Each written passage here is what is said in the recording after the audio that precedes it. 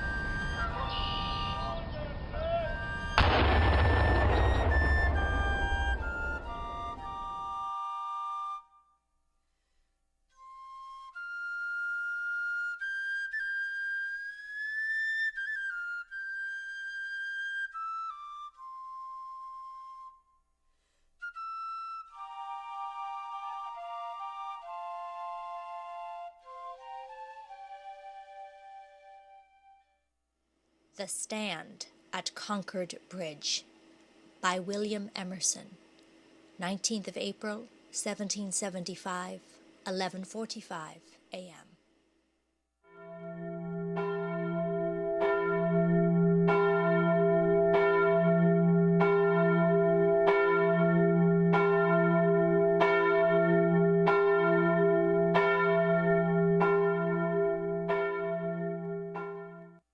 This morning, between 1 and 2 o'clock, we were alarmed by the ringing of the bell, and upon examination found that the troops, to the number of 800, had stole their march from Boston in boats and barges from the bottom of the common over to the point in Cambridge, near to Inman's Farm, and were at Lexington Meeting House half an hour before sunrise, where they had fired upon a body of our men, and, as we afterward heard, had killed several.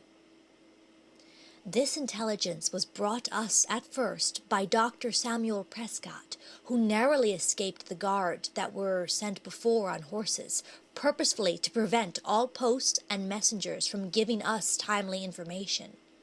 He, by the help of a very fleet horse, crossing several walls and fences, arrived at Concord at the time above mentioned. When several posts were immediately dispatched, that returning confirmed the accounts of the regulars' arrival at Lexington, and that they were on their way to Concord. Upon this, a number of our Minutemen belonging to this town, and Acton and Lincoln, with several others that were in readiness, marched out to meet them, while the alarm company were preparing to receive them in the town.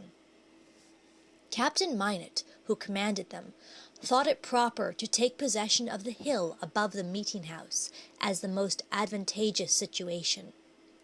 No sooner had our men gained it than we were met by the companies that were sent out to meet the troops, who informed us that they were just upon us, and that we must retreat, as their number was more than treble ours.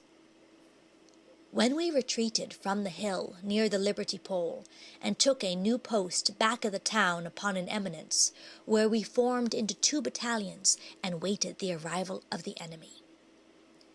Scarcely had we formed before we saw the British troops at the distance of a quarter of a mile, glittering in arms, advancing towards us with the greatest celerity.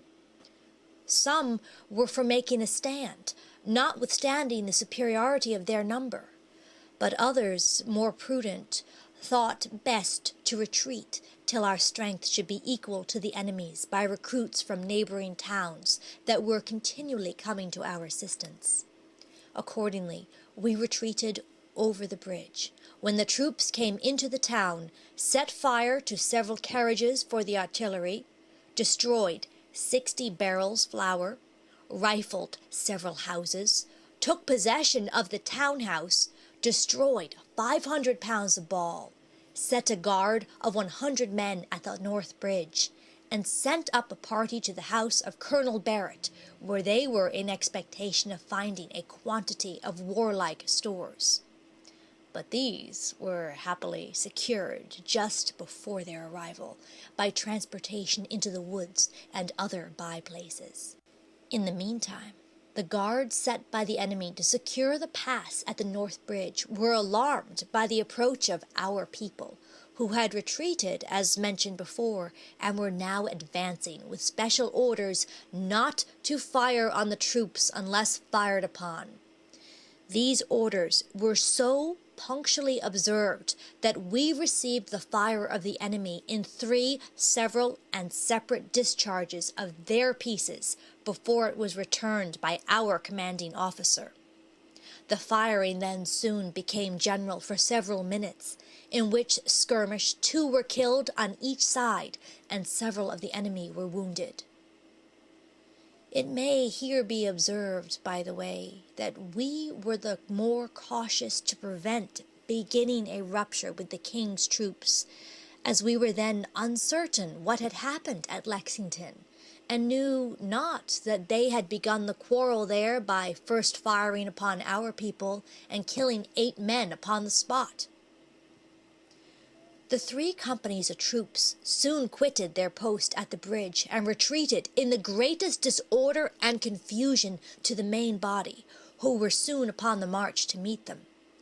For half an hour the enemy, by their marches and counter-marches, discovered great fickleness and inconstancy of mind, sometimes advancing, sometimes returning to their former posts, till at length they quitted the town and retreated by the way they came.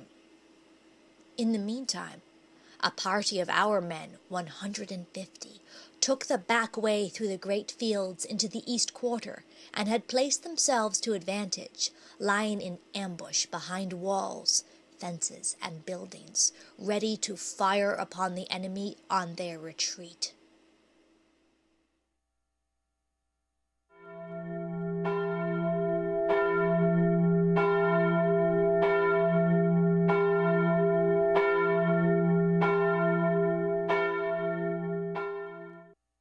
Born on the 31st of May, 1743, the Reverend William Emerson, Sr. was a chaplain of the Massachusetts Provincial Congress and the minister of Concord.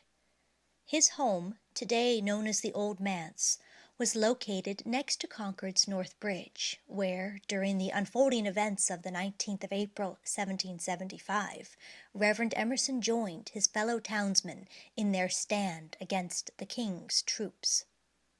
With the commencement of the Revolutionary War, the Reverend Emerson left his wife Phoebe Emerson and their children behind in their Concord home and traveled to Fort Ticonderoga, where he served as a chaplain of the Continental Army. Within the year, he was stricken with camp fever and died on the 20th of October, 1776. 60 years later, his grandson, Ralph Waldo Emerson, would write these words to adorn a monument erected at the site of the stand at the Concord Bridge. By the rude bridge that arched the flood, there flagged April's breeze unfurled. Here once the embattled farmers stood, and fired the shot heard round the world. The foe long since in silence slept. Alike the conqueror silent sleeps, and time the ruined bridge has swept down the dark stream which seaward creeps. On this green bank, by this soft stream, we set today a votive stone, that memory may their deed redeem, when, like our sires, our sons are gone. Spirit that made those heroes dare to die and leave their children free, bid time and nature gently spare the shaft we raise to them and thee.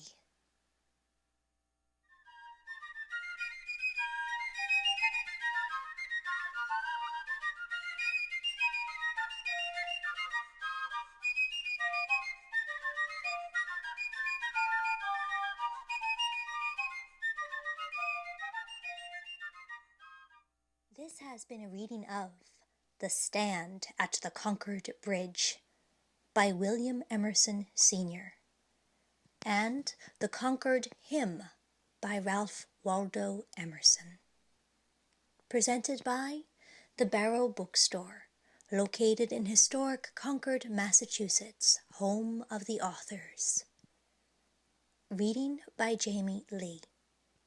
The music is from the archives of the United States Army Old Guard Fife and Drum Corps. Thank you for listening. Join us next week for a reading of Nathaniel Hawthorne's The Birthmark.